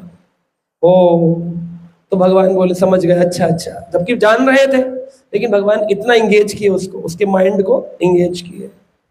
कृष्ण से बड़ा छलिया इस संसार में कोई नहीं है। दुनिया भगवान को झूठ बोलकर छलना चाहती है, भगवान हमको छल रहे होते हमें पता ही नहीं चलता। उन्होंने रचना ही करी है शिव जी दुर्गा जी की, ताकि हमको छल सके, हमें फंसा सके, इस संसार में मुक्त ना हो, हम यहीं फंसे रचे रह जाएं। हम तो सोचेंगे हमने बड़ी उपलब्धि कर ली, लेकिन बाद में हमें पशु योनि में जन्म लेना पड़ेगा, नरकों में प्रताड़ना पानी पड़ेगा, हमें नहीं पता। भगवान ने उस असुर को इंगेज किया, इंगेज करके भगवान ने उससे कहा, यदि व तत्र विश्रम्भो दानवेंद्रो जगत गुरु। जगत गुरु भगवान ने कहा, तुम एक बात जान रहे हो, तुम तो असुर श्रेष्ठ हो, यदि तुम पर उन पर विश्वास करते हो, क्योंकि वे ब्रह्मांड के गुरु हैं, तो अवलंबित तुम अपने हाथ अपने सिर पर रख करके देखो, तुम देख सकते हो कि भगवान शिव में अब कोई शक्ति बची नहीं है। जब से उन्होंने अपने ससुर दक्ष प्रजापति के महल में जाकर उनके दक्ष ने उन्हें शराप दिया था, जा शिव, तेरे जैसा निकृष्ट दामाद पाकर मैं बड़ा घृणित महसूस कर रहा हूं, तब से शिव जी की सारी शक्तियां खत्म हो चुकी हैं। तुम्हें नहीं पता, असुरों में श्रेष्ठ हो, तुम ये बात जान नहीं रहे हो। वो ब्रह्मांड के गुरु हैं, वैष्णवों में श्रेष्ठ है शिव जी, मैं जानता हूं, लेकिन अगर तुम इस बात को जानना चाहते हो, चेक करना चाहते हो, एक बार अपने सिर पर हाथ रखकर देखो। असुर समझ गया, बोला, मैं राक्षस हूं, पागल नहीं हूं, अपने सर पर हाथ रखकर देखूं और मैं जल गया। तो भगवान ने उसको और प्रेमी शब्दों में रचाया पचाया जोड़ा। बोले, अगर तुम शंभू के इन वचनों पर सिद्धता महसूस करते हो, तो मैं तुम्हें बोलता हूं कि अगर इस हाथ में इतनी शक्ति आ गई है कि जलाकर भस्म कर सकता है, तो थोड़ी दूर पर अगर आप इसे रखो तो थोड़ी थोड़ी गर्मी लगेगी ना। दिए के पास यहां करूं ऐसे हाथ तो गर्म लगेगा ना हल्का। अगर जलाने की शक्ति है तो थोड़ा थोड़ा गर्म तो लगेगा। बोले, अब लगा गर्म? कह रहे नहीं, मैंने पहले कहा था, झूठ बोला। करा थोड़ा और नीचे करो। अब ब्रह्मचारी वेश में भगवान उसको नीचे गिरा रहे, उन्हें थोड़ा नीचे किया। बोले और थोड़ा नीचे कर, अब लगा? कर इतने नजदीक आके भी नहीं लग रहा, मैं तो कहता हूं रखकर भी देख लो, कुछ नहीं होने वाला। वृकासुर बोला, ये शिव जहां मिल गया ना, छोड़ूंगा नहीं, इसने मुझे फंसा लिया है अपनी चातुरी भाषाओं में। और इस प्रकार उसने क्या किया, पापी वृकासुर ने अपने सिर पर पूरा हाथ रख दिया, और जैसे हाथ रखा, देखते देखते ही शरीर से अग्नि प्रकट हुई, ध्वस्त होकर मर गया। तब से उसका नाम पड़ा भस्मासुर। तत्क्षण विदीर्ण हो गया। अत अपतत भिन्नम शिराम व्रजम आहत इव क्षणात, जय शब्दो नाम शब्दो साधु शब्दो अभवितम। जैसे ही उसने अपने सिर पर हाथ रखा, उसका शिर वज्र की तरह आहत हुआ, शरीर में आग निकलने लगी, और लोग बोलने लग गए, जय हो साधु साधु। पुष्प वृष्टि हुई भगवान के ऊपर। शिवजी सारे देवताओं को लेकर प्रकट हो गए। बोले, वाह कृष्ण, आज आपने मेरी। अब लोग बोलते ब्रह्मा विष्णु महेश तीनों बराबर है। अरे आपको नॉलेज नहीं है। Do not do all this contradictional talks. Go and study first and then you will understand there is no one equivalent to Krishna. Who is saying? Lord Shiva is saying. Shiva ji ने पद्म पुराण में, रामचरितमानस में, हर जगह इस बात का गुण गाया है। महामंत्र जाए जपे महेशु। महेश जी भी महामंत्र का जप करते हैं। शिव जी कहते हैं, आराधना नाम सर्वेशाम विष्णु आराधना नाम परम, तस्मात् परतरम देवी तद्या नाम समर्चनम। पद्म पुराण। तुलसीदास जी कहते हैं, शिवजी ने पार्वती को कहा, सुनो उमाये अनुभव अपना, सत हरि भजन जगत सब सपना। तो इस प्रकार यह लीला इस बात को स्थापित करती है, शिवजी को खतरे से बाहर निकाला था ठाकुर जी ने। ये कृष्ण के लीला चरित्र के 10वें स्कंद भागवत के 88वें अध्याय के अंदर ये लीला व्यक्त करी। भागवत की लीला है। लोग भागवत कथा सुनने जाते हैं, पता ही नहीं होता क्या है, पता ही नहीं होता उनको क्या सुनकर आ रहे। बेचारे नाच गा के होली में ना उत्सव मना के आ जाते हैं। भागवत सुनकर उनका दिल नहीं बदला, उनका ट्रांसफॉर्मेशन नहीं हुआ, तो आपने क्या सुना, क्या पढ़ा?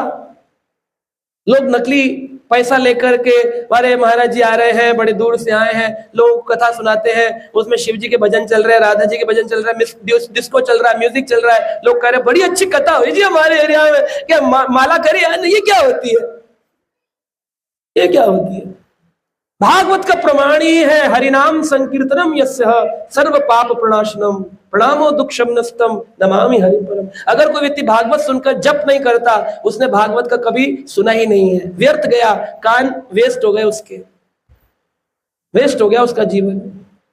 तो इस प्रकार इसके अंदर बताया पूर्ण पुरुषोत्तम भगवान ने खतरे से बाहर किए हुए गिरीश, भगवान का एक नाम है गिरीश, क्योंकि गिरी पर्वत के राजा है, कैलाश के गिरी यानी पर्वत, ईश यानी राजा, गिरीश भगवान का नाम। तब पूर्ण पुरुषोत्तम भगवान ने खतरे से बाहर हुए गिरीश को संबोधित किया, हे महादेव, मेरे प्रभु, मैं देखो ना यह दुष्ट व्यक्ति अपने ही पाप के फलों से किस तरह मारा गया। निस्संदेह यदि कोई जीव महान संतों का अपमान करता है तो वह सौभाग्य की आशा कैसे कर सकता है। तो उसने क्या किया था, नरकासुर ने क्या किया, शिव जी का क्या किया। तो शिव जी कौन है, क्या बोल रहे हैं यहां पर, जो वैष्णवों के प्रति अपराध करते। तो शिव जी को क्या बोला, क्या बोला, मैंने नहीं बोला, कृष्ण कह रहे हैं, हतो को नाम विषीतम जन्मत्तम कतः किल विषम अहो देवो महादेवो पापोयम स्वयं पापोयम। तो यहां पर उन्होंने क्या कहा, उनको एक वैष्णव कहा एक वैष्णव के प्रति अगर कोई अपराध करता है तो वो कैसे बच सकता है। आप तो पूरे ब्रह्मांड के गुरु हैं, शिव जी आप तो परम गुरु हैं जो सब लोगों को मेरी भक्ति सिखाते हैं, फिर भी मेरे तुम्हारे ऐसे मूर्ख फॉलोवर होते हैं, शिव जी को बोले, जो समझ नहीं पाते हैं। आप तो महान गुरु हैं जो सबको मेरी भक्ति सिखाते हैं, फिर भी आपके ऐसे मूर्ख वृकासुर जैसे फॉलोवर होते हैं जो समझ नहीं पाते हैं और आपके प्रति अपराध करने के कारण अपने कर्मों के फल से जीवन भर कष्ट पाते हैं।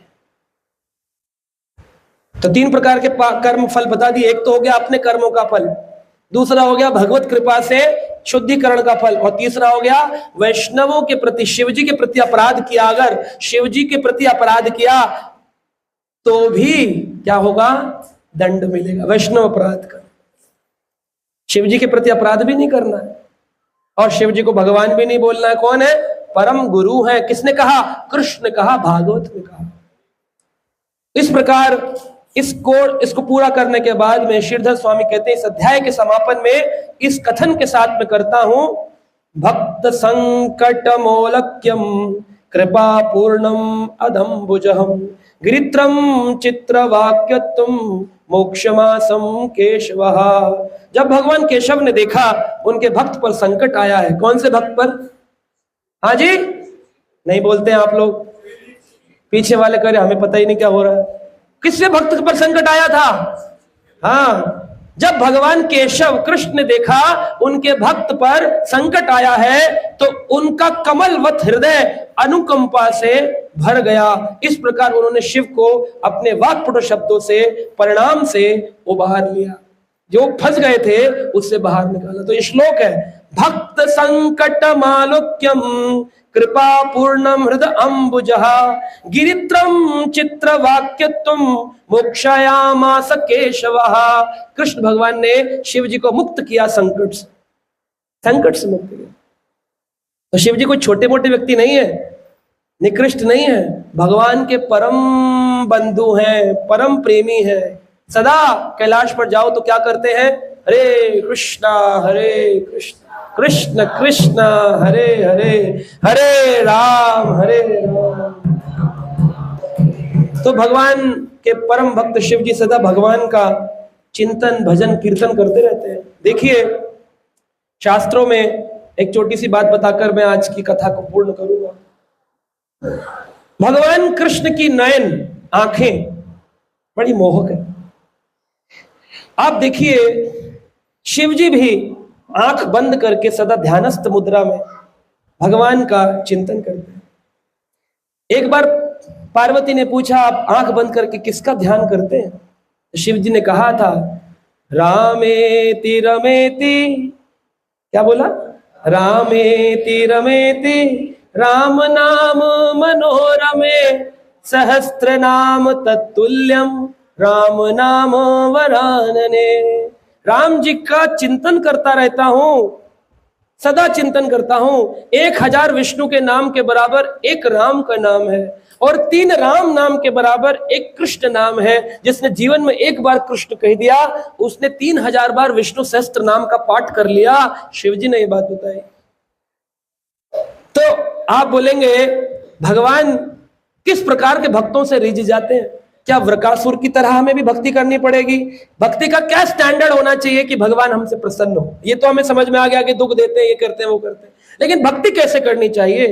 बड़ी ही साधारणता सी बात है। आपको ज्यादा कुछ नहीं करना कृष्ण भक्ति में, केवल आपको एकनिष्ठ होकर कृष्ण को अपने जीवन में जोड़ना है। एक फोटो लगा लीजिए, उनको सुबह शाम अगरबत्ती दिया करिए, और हाथ में एक माला ले लीजिए जो आज हम यहाँ पर लेकर आए हैं। अगर आप लेना चाहें तो हमसे ले सकते हैं, और उससे जप करना शुरू कर दीजिए। 1 माला 2 माला जो आपका मन करता है। 1 माला को करने में 5 मिनट लगते हैं, 5 मिनट्स। 5 मिनट में आपका उद्धार का द्वार खुल जाएगा। और भगवान के छोटे छोटे भजन सुनने हैं, कथा सुननी है और बोलनी है। तो हमारी कथाएं ऑनलाइन आती रहती है रोज, तो वो आप सुन सकते हैं, और उनको सुन करके आप अपने जीवन को सार्थक बना सकते। कुछ नहीं करना, इसमें हम पैसा नहीं मांग रहे आपसे। 500 रुपये कोर्स फी, 3000 रुपये कोर्स फी, तभी मैं आपको आर्ट ऑफ ये सिखाऊंगा, आर्ट ऑफ वो, कुछ नहीं सिखाऊंगा। मैं आपको सिंपल सा शास्त्र बताऊंगा जिससे आपका जीवन बदल सकता है। एक सब्जी बेचने वाले की कन्या थी। कौन थी? सब्जी बेचने वाली। बहुत बड़ी नहीं थी कि रईस होना पड़ेगा, ये पढ़ा लिखा होना पड़ेगा। कोई भी व्यक्ति, गरीब हो अमीर हो, पैसे वाला हो गरीब हो, पढ़ा हो अनपढ़ हो, बड़ा हो छोटा हो, घर में रहने वाली महिला हो या नौकरी पे जाने वाला पुरुष हो, वृद्ध हो या बालक हो, सब्जी बेचने वाले की कन्या भगवान जगन्नाथ, जगन्नाथपुरी में भगवान जगन्नाथ, कृष्ण ही है जगन्नाथ, जगत के नाथ, जगन्नाथ से प्रेम करने लगी। रोज भगवान जगन्नाथ जी को जाकर के देखती थी, दर्शन करती थी। और जगन्नाथ जी के एक प्रेमी भक्त हुए जिनका नाम था श्रील जयदेव गोस्वामी। जयदेव गोस्वामी ने एक रचना लिखी है जिसका नाम है गीत गोविंद। गीत गोविंद, उस गीत गोविंद में अष्टपदियां हैं। अष्टपदी यानी 8 पद के कई सारे चैप्टर्स, अष्टपदियां हैं। वो ऐसी है कि उसका प्रवचन नहीं हो सकता। गीत गोविंद पर प्रवचन नहीं हो सकता। अगर कोई करे भी तो वो इधर उधर की बात करेगा, पर नहीं सकता, क्योंकि गीत गोविंद भगवान की गुह्यतम अत्यंत अंतरंग उत्कृष्ट लीलाओं का उसके अंदर वर्णन है जो समझ से परे है। इसलिए उसको बोलना, पढ़ना, समझना बहुत मुश्किल, लेकिन गाया जा सकता है। तो रोज जगन्नाथपुरी में दुनिया तो श्रृंगार करती है सुबह उठ के, लेकिन जगन्नाथ जी श्रृंगार करते सोने से पहले। सोने से पहले भी श्रृंगार करते, इसलिए भगवान जगन्नाथ का एक नाम है श्रृंगार ठाकुर। उनका बहुत श्रृंगार होता है, कई वेश लगाए जाते हैं, 24 से अधिक वेश साल भर में उनको लगते हैं। तो श्रृंगार ठाकुर जो है हमारे ठाकुर जी, गोपाल जी, कृष्ण, कन्हैया, जो भी कहे, तो जगन्नाथ जी के लिए गीत गोविंद गाया जाता है। तो कन्या ने सुना और बड़ी प्रेरित हो गई, और वो गीत गोविंद गाने लग गई। बहुत कुछ नहीं करना होता है भगवान को प्रेम करने के लिए कि प्रभु जी तपस्या करनी पड़ती है, हमने सुना है 4 धाम जाना पड़ता है। कुछ नहीं करना, जहां हो वहीं रहो, ना कुछ छोड़ो ना कुछ खरीदो, बस मुख से जिभ का इस्तेमाल करो और बोलो हरे कृष्णा कृष्णा कृष्णा हरे हरे, हरे राम राम राम हरे हरे। बस इतना करना। तो लड़की गीत गोविंद गाने लगी। एक पद में सुनाऊंगा, 2 लाइनें। गीत गोविंद गाने लगी। क्या गाती है?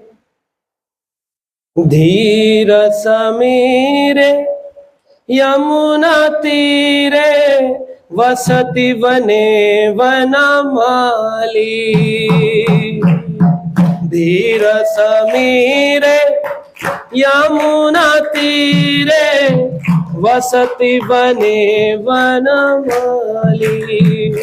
बोलिए, धीर समीरे यमुना तीरे वसति वने वनमाली। गोपीना पयोधर मर्दन चंचल कर युगशाली। ओ गोपी पीन पयोधर मर्दन चंचल कर युगशाली। धीर समीरे यमुना तीरे बसती बने वनमाली। धीर समीरे यमुना तीरे वसति बने वनमाली। वो गा रही है, वो गाती गाती सब्जी, आप जाते हैं सब्जी मंडी में, सबसे ज्यादा फ्रेश कितने बजे मिलती है? सुबह सुबह। अब सुबह सुबह अगर सब्जी फ्रेश मिलती है 4 बजे आजादपुर मंडी में, लोग जाते हैं ना पुष्प लेने, सब्जी लेने, फिर वहीं से सब्जी वाले वेंडर लेकर आते हैं, फिर आप लोगों को 8-9 बजे मिलती है। और जो 5 स्टार होटल वाले हैं वो रात वाली लेते हैं 11 बजे वाली, जो खराब हो जाती है। फिर उसी की प्यूरी बना के आपको खिलाते हैं। मैकडोनल्ड से हमारे कई लोग हैं जो काम करते हैं, वो बताते हैं हमको ऑर्डर होता है सस्ता टमाटर सस्ता आलू लेना है, तो जो सुबह सुबह लेते हैं वो फ्रेश होती है, जो रात को लेते हैं वो होटल्स वाले होते हैं, 5 स्टार वाले हो, जो भी हो, कहीं के भी हो। और ऐसा निर्धारित ही है, और लोगों को टेस्ट भी इसीलिए आता है, इसलिए लोग कहते हैं यार 5 स्टार का खाना अलग होता है, घर में पत्नी के में स्वाद नहीं, क्योंकि वहां फ्रेश मिलता है और वहां सड़ा हुआ पुराना प्यूरी वाला। तो इस प्रकार सब्जी अगर 4 बजे फ्रेश मिल रही है तो तोड़ी कब जाएगी? वन माली कब तोड़ेंगे? 2:30 बजे, 2 बजे। तो सब्जी वाले को बुखार आया था और उसकी कन्या रात को बैगन तोड़ रही थी, और बैगन तोड़ते तोड़ते तोड़ते तोड़ते क्या गा रही है? धीर समीरे यमुना तीरे वसति बने वनमाली। धीर समीरे यमुना तीरे वसति बने वनमाली। गोपी पीन पयोधर मर्दन चंचल कर युगशाली। गोपी पीन पयोधर मर्दन चंचल कर युगशाली। गाती जा रही है, बैगन तोड़ती जा रही है, जाती है। अब उसे तो पता नहीं क्या हो रहा है। अभी सुबह सुबह जगन्नाथ जी का मंदिर का पट खुला तो लोग देखकर हैरान है। जगन्नाथ जी के जो श्रृंगार किया जाता है वो सारा का सारा वस्त्र जो है वो फटा हुआ है। सारे वस्त्र के अंदर इतने बड़े बड़े जैसे छेद हो रखे हैं, यहाँ पर जैसे कांटे की झाड़ियों से फटकर आए हैं, फटे हुए हैं। और जो उनकी आंखें पेंट करी जाती हैं उनमें स्क्रैच लगे हुए हैं, यहाँ पर जैसे किसी ने नाखून से स्क्रैच किया। अब जगन्नाथ जी का ये स्वरूप देख करके पंडा लोग तो बड़े हैरान हो गए, बोले कौन आया है रात में इस गर्भगृह के अंदर, ढूंढो, पता करो कौन है। तो जगन्नाथपुरी का नियम है, वहां की परंपराओं में वहां के जो राजा होते हैं वो राजा को स्वप्न में आके ठाकुर जी सारी बात बताते हैं। राजा को बुलाया गया, राजा ने कहा हे जगन्नाथ प्रभु, हे जगत के नाथ, क्या हो गया, ये किसने आपको कष्ट पहुंचाया है? भगवान बोले कष्ट किसी ने नहीं पहुंचाया है, मैं तो प्रेम के अंदर लालायित होकर के कल बैगन के बगीचे में चला गया था। एक सुंदर कन्या, मैंने उसके रूप तो नहीं देखा क्योंकि वो आगे थी, मैं पीछे था। वो आगे आगे गाती हुई जा रही थी मेरी वृंदावन की लीलाओं को, जिसको सुनकर मैं इतना आकर्षित हुआ कि मुझसे अपने गर्भगृह में रुका नहीं गया, तो मैं स्वयं ही उसके पीछे पीछे चलता हुआ गया और वहां कांटों में फंसकर मेरे वस्त्र फट गए। राजा ने कहा अच्छा तो आप क्या चाहते हैं? बोले उस कन्या को बुलाओ और मुझे पूरा गीत गोविंद सुनाओ। सब्जी वाले की कन्या को ढूंढा गया, कौन कन्या गई थी बैगन तोड़ने, बैगन वाले कितने हैं, हजारों बैगन वाले हैं, सबको ढूंढा। राजा ने पकड़ा, पता किया किसकी कन्या है, किसकी कन्या रात को गई थी 2:30 बजे, तब पता चला ये है। उसको बुलाया गया, पहले उसको कई मटकों से, गंगा यमुना के कुएं हैं वहां पर, उनसे श्रृंगार कराया गया, नहलाया गया, पवित्र बनाया गया, लाके जगन्नाथ जी के गर्भगृह में प्रवेश वर्जित है लेकिन फिर भी वर्जित स्थान पर उसको पहुंचाया गया, खड़ा किया गया और वो गाने लग गई भगवान का भजन। जब भगवान का भजन वो गाती थी और वो आंख बंद कर करके नाचती थी, उसके लिए तो एक मूर्ति है सामने, विग्रह है, उसको क्या पता कि भगवान पीछे गए कि फट गए, उसको कुछ नहीं पता। वो तो बेचारी अपने भाव में गा रही थी, लेकिन जगन्नाथ जी का भाव इतना विदीर्ण हुआ, इतने आकर्षित हुए, पीछे पीछे चले गए। और ये बात राजा को पता है, पंडा को पता है, लड़की को थोड़ी पता है। लड़की से बोला तुम गाओ, राजा की इच्छा, वो गाने लग गई, मैं तो गाती हूँ भजन। वो गा रही थी तो देखते हैं पंडा पुजारी देखकर हैरान हो गए कि वह जगन्नाथ जिनकी लाइन लगाकर लोग दर्शन करने आ रहे हैं, जय जगन्नाथ जय जगन्नाथ जय जगन्नाथ, वो जगन्नाथ जी एक सब्जी बेचने वाले की कन्या के भजन से इतने आकर्षित हुए, वो भजन गा रही है आंख बंद करके, और जगन्नाथ जी अपने ऑल्टर पर। सबने अपने आंखों से देखा, विग्रह ने नृत्य किया, विग्रह नृत्य कर रहा था, ठाकुर जी नाचे, और उन्होंने बोला लगता है कि अब तो बिल्कुल जो उनका रत्न सिंहासन है उससे ठाकुर जी गिर जाएंगे नीचे। घबरा गए पंडा पुजारी, बोले लड़की को रुको रुको रुको, तुम गाना बंद करो, ये भाव विवल हो रहे हैं, गिर जाएंगे नीचे। भगवान रोका गया उनको। जब रुक गए जगन्नाथ जी, तब राजा ने पूछा कि ये रोज का होगा क्या? तो राजा को जगन्नाथ जी ने बोला नहीं नहीं, रोज मत करो, लेकिन अब तो मुझे नींद ही आना बंद हो गई है। जब तक कोई मुझे गीत गोविंद की चादर नहीं उड़ाएगा, जब तक कोई मुझे गीत गोविंद नहीं सुनाएगा, अब तो मुझे नींद ही नहीं। अभी भी जगन्नाथपुरी में अगर रात को आप जाएं 1 बजे 12 बजे, जब तक भगवान ना सोए हो, तो आप जाकर श्रृंगार, रात्रि श्रृंगार दर्शन करिए। शयन आरती रात को होती 12 बजे। तो हमने कई बार देखा है वहां के पंडा लोग क्या करते हैं, ऐसी पतली सी पीली चादर होती है जिसपे गीत गोविंद लिखा होता है, और वो जगन्नाथ जी पर चंदन लगाकर पूरे शरीर पर ऐसे लिपटाई जाएगी शयन से पहले, और यही भजन गाया जाएगा। धीर समीरा यमुना तीरा वसते वने वनमाली, गोपिन पीन पायोधर मर्दन चंचल कर युगशाली। गोपी पीन पायोधर मर्दन चंचल कर युगशाली। नाम समातम कृत संकेतम वादय मृदु वेणुम, बहुमनुते नुते तनु संगत पावन केलितरेणुम। नाम समातम कृत संकेतम वादयते मृदुवेणुम, बहुमनुते नानुते तनु संगत पावन केलित अभिरेणुम। पतित पतत्रे विकालित पात्रे शंकिति भवद उपायन, रचयति शयनम सचकति नयनम पशयति तव पंथानम।